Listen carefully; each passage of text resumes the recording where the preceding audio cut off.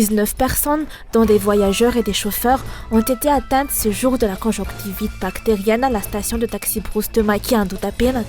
Cette maladie oculaire semble commencer à se propager à Antananarivo.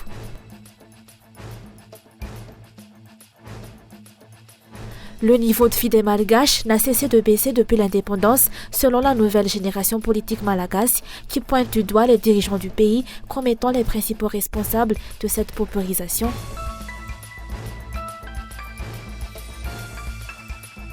Dans l'actualité internationale, les États-Unis et le Royaume-Uni ont bombardé dans la nuit les Houthis au Yémen après les attaques commises depuis des semaines par ces rebelles soutenus par l'Iran contre le trafic maritime en mer Rouge, en signe de solidarité avec les Palestiniens de Gaza où la guerre fait rage entre Israël et le Hamas.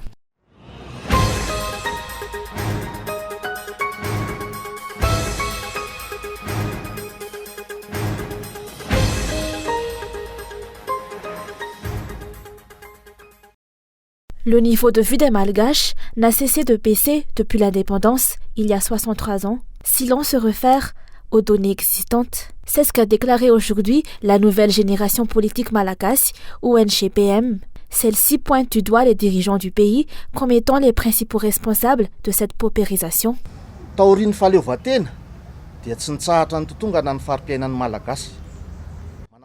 Après l'indépendance, le niveau de vie des Malgaches n'a cessé de baisser, comme le démontrent les chiffres publiés par la Banque mondiale en 2022, qui indiquent que 81% des Malgaches vivent dans une extrême pauvreté. La population souffre de la faim. Le taux de malnutrition dans le pays a augmenté. 49% des Malgaches ne se nourrissent pas convenablement depuis 2020, si ce n'était que 28% en 2010, selon le FMI en février 2023. L'insécurité persiste, que ce soit en milieu rural ou urbain. Par ailleurs, la valeur de l'éducation a également diminué. 80% des enfants malgaches âgés de 10 ans ne savent ni lire ni écrire, selon la Banque mondiale en avril 2022. Une politique en mesure de répondre efficacement aux besoins des différentes situations est attendue. De plus, selon les explications, l'écart entre les dirigeants et les citoyens s'approfondit de plus en plus. Les élus et les responsables nommés devraient s'engager à répondre aux besoins du peuple par le biais de politiques publiques et sectorielles bien définies, en adéquation avec les véritables besoins de la population. L'objectif de la NGPM est de restaurer la confiance entre les citoyens et les politiciens, tout en promouvant le développement durable qui a un impact direct sur la vie quotidienne des citoyens, afin d'assurer la présence d'élus en phase avec les besoins du peuple. La NGPM plaide pour la formation de nouveaux politiciens dotés d'un sens du patriotisme. Elle préconise également l'adoption d'une nouvelle approche politique qui valorise la population pour former des politiciens appréciés du peuple et source de fierté pour Madagascar.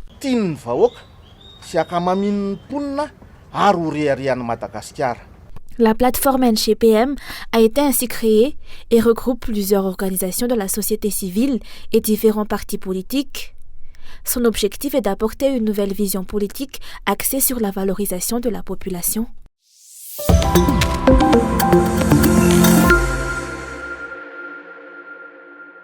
Tous les secteurs d'activité du pays sont en difficulté. La population est pauvre. Madagascar se trouve en queue de peloton en matière de développement. Le député Roland Ratirak et leader du parti MTS a imputé aujourd'hui la responsabilité du marasme économique et social actuel au Premier ministre Christian Tshai, qui a accepté une fois de plus de rempiler dans ses fonctions. Nous étions à la place de Christian Tshai.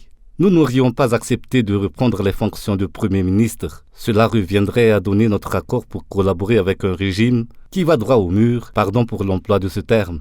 Un régime qui risque surtout de causer la destruction du pays, ce qui ferait de nous des complices. À sa place, nous aurions déclaré notre refus. Christian Tshai travaille pour le BIT et gagne davantage là-bas qu'en tant que Premier ministre. Pourtant, il a choisi de reprendre ses fonctions de Premier ministre, ce qui suggère qu'il n'est pas motivé par l'argent, mais par d'autres considérations que je préfère ne pas divulguer. Ce qui est certain, c'est que nous, à sa place, n'aurions pas accepté avant que tout ne soit transparent, notamment en ce qui concerne les 300 millions d'ariars alloués à la construction d'autoroutes. Ces fonds auraient été décaissés par le gouvernement et prétendument remis aux entreprises responsables des travaux, mais celles-ci ont déploré ne pas encore avoir été payées. De plus, où sont les 180 milliards d'arrière de fonds routiers alors que toutes les routes sont détériorées? Concernant la Jirama, des problèmes subsistent concernant l'approvisionnement en eau et en électricité, alors qu'on nous avait promis qu'il n'y aurait plus de coupures. Pour ce politicien, les dirigeants ont abreuvé la population de mensonges et continuent à le faire, leur seul objectif étant de se remplir les poches, d'après ses explications.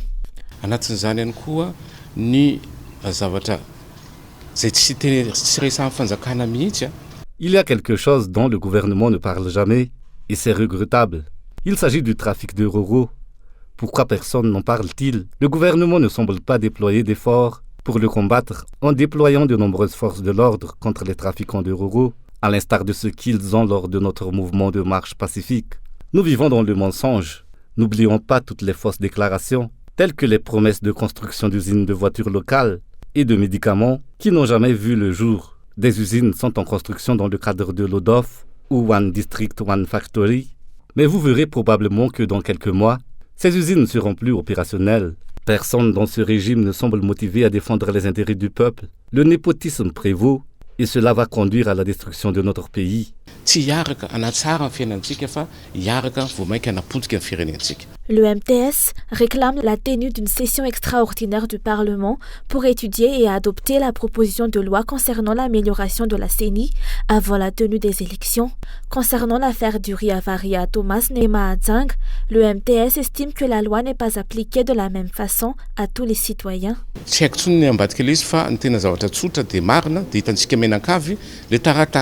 Nous avons constaté que de nombreux hauts responsables, tels que le gouverneur, un député et le préfet, ont signé la demande d'autorisation de déplacement du riz avarié, mais seul le préfet a été emprisonné.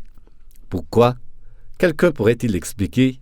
Ces personnes ont signé ensemble ce document. Ils effectuent des soi-disant arrestations pour montrer qu'ils luttent contre la corruption, mais ils ne prennent pas l'affaire vraiment au sérieux, alors que c'est la santé de la population malgache qui est en jeu. Nous espérons que le gouvernement ne s'impliquera plus dans l'exportation du riz et que cette responsabilité reviendra aux entreprises.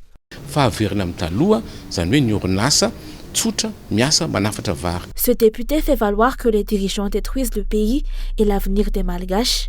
Face à une telle situation, on ne peut se permettre de rester passif.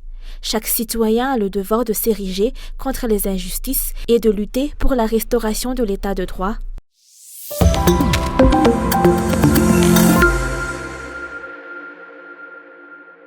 Le taux de chômage mondial va augmenter selon l'Organisation internationale du travail et Madagascar ne sera pas épargné cette année. D'après le secrétaire général du Rajna syndical, le taux de chômage risque de continuer à augmenter si les dirigeants ne changent pas de stratégie et n'instaurent pas une approche à court terme. Selon ses explications, bien que la création d'entreprises soit nécessaire, il s'agit d'une solution à long terme et peut s'avérer inefficace pour le moment. La création d'entreprises par le gouvernement prend beaucoup de temps, contrairement au secteur privé. En outre, il subsiste de nombreux problèmes que le gouvernement n'a pas réussi à résoudre en 2023 et il est impératif de les examiner cette année.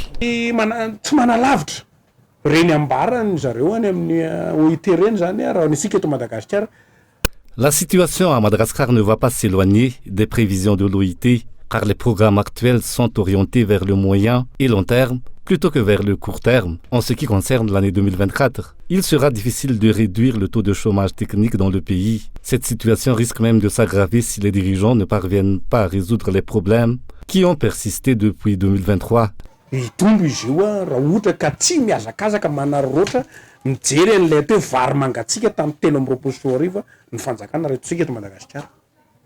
En 2023, le coût de la vie a connu une augmentation de 12%, entraînant de nombreux licenciements dans plusieurs entreprises, une tendance qui devrait se poursuivre cette année. Il est important de noter que des élections vont se tenir dans le pays, ce qui pourrait relayer au second plan la mise en œuvre de politiques axées sur le social que le gouvernement prétendait instaurer. Selon le Rajna syndical, le parti s'est entretenu hier avec les responsables de l'OIT.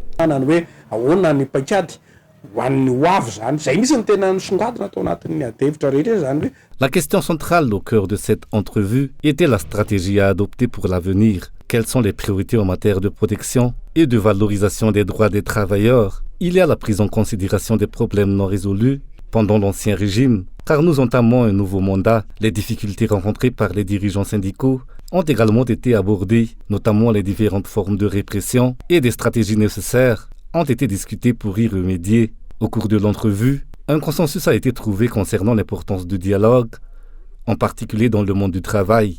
Bien que de nombreux problèmes subsistent, le dialogue a été reconnu comme la première étape pour les résoudre. C'est le pilier de la liberté syndicale.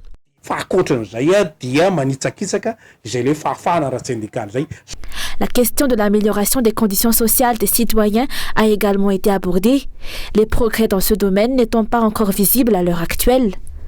Malgré la promesse faite en nos lieux concernant le bien-être social du peuple, les actions entreprises ne semblent pas être en adéquation avec cette promesse, selon le secrétaire général du Rajana syndical. Il critique notamment les dons gratuits, affirmant qu'ils ne constituent pas des solutions réelles. Au contraire, ils contribuent à rendre la population dépendante, ce qui est préjudiciable pour le pays.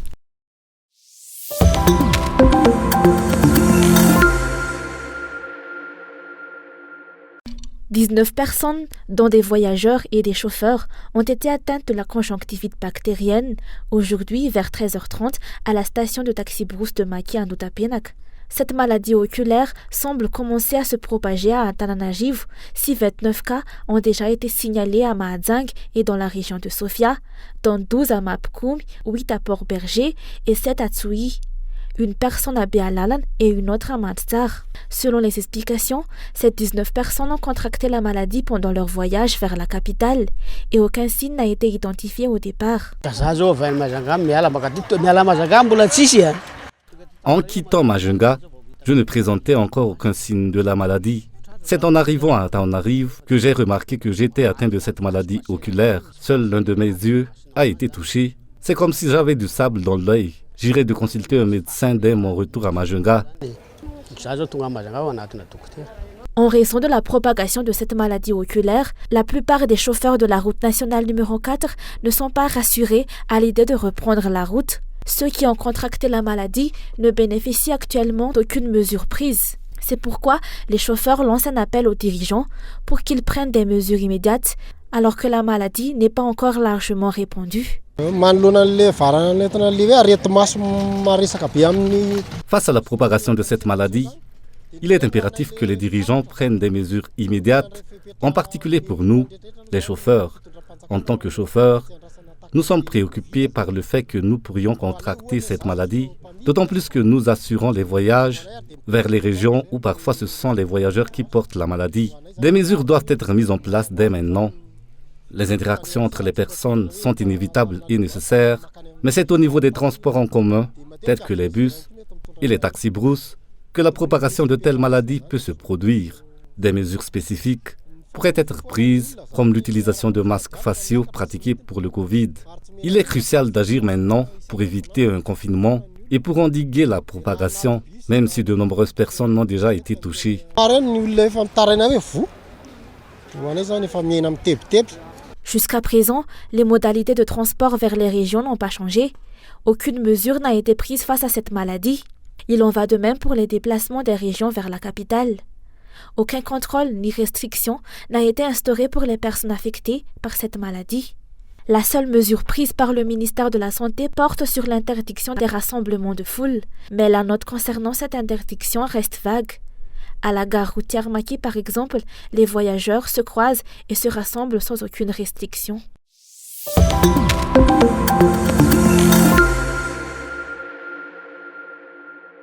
Les habitants d'Atambalay, à Port-Bercher, ont dénoncé les tentatives du député Nin et de son équipe de les délester de leurs terres, qui s'étendent sur plus de 73 hectares. Selon les explications, ce député justifie ses actions au nom du président Adjadouel. Les habitants qui ont exploité ces terres pendant de nombreuses années affirment qu'ils ne permettront pas de telles manœuvres et suggèrent à ce député de ne pas s'aventurer sur leur territoire, vu qu'ils ne relèvent même pas de la localité. satria misy député na solombavambahoaka. Voafidiagna amin'ny toerana hafa, Nina agnarany. Un député élu dans une autre localité du nom de Nîmes, qui affiche fièrement son soutien au président Andras Wilm, crée des tensions au sein de notre communauté avec son équipe, notamment une femme qui nous a constamment opprimés. Cette personne perturbe notre communauté avec d'autres individus dépourvus de conscience depuis de nombreuses années. Leur comportement porte atteinte aux filles Havanan au sein de notre communauté, ce qui pourrait conduire à des tensions ethniques. Leurs actions sont menées au nom du président. Ary anazany Andriamatoa Filoha noentiny hanapotra zahay eto. D'après les habitants, ces 73 hectares de terre à Amboumanarn 4 à Tambalay appartenaient au défunt Jean Vardas depuis 1954. Son fils, Minos Vardas, a hérité de ces terres et en assure la gestion jusqu'à présent, des terres que ce député tente actuellement de s'approprier. Ils ont inventé un autre propriétaire à ces terres. Pourtant, nous savons bien à qui cela appartient vraiment. De tels cas divisent les individus, d'autant plus que l'instigateur est un élu censé être le porte-parole du peuple. Les résidents d'Antambalay réclament l'ouverture d'une enquête concernant ce cas et exigent des sanctions à l'encontre des responsables.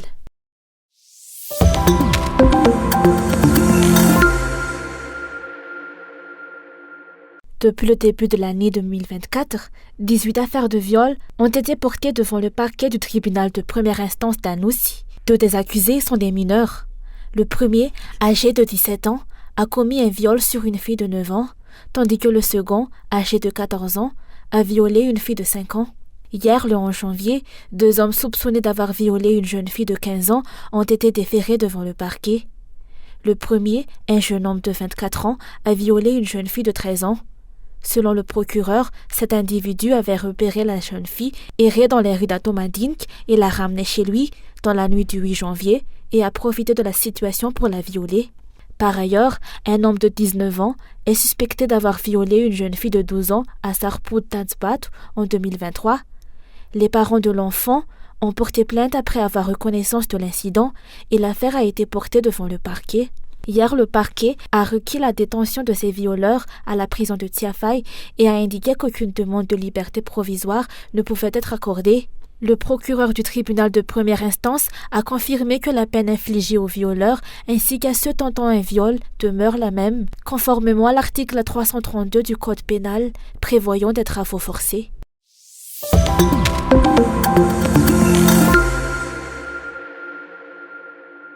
La réponse militaire de Washington et de Londres, diffusée et commentée en direct cette nuit sur la chaîne de télévision Houthi. Des frappes anglo-américaines sur le territoire du Yémen, dénoncées par les porte-paroles du mouvement soutenu par l'Iran.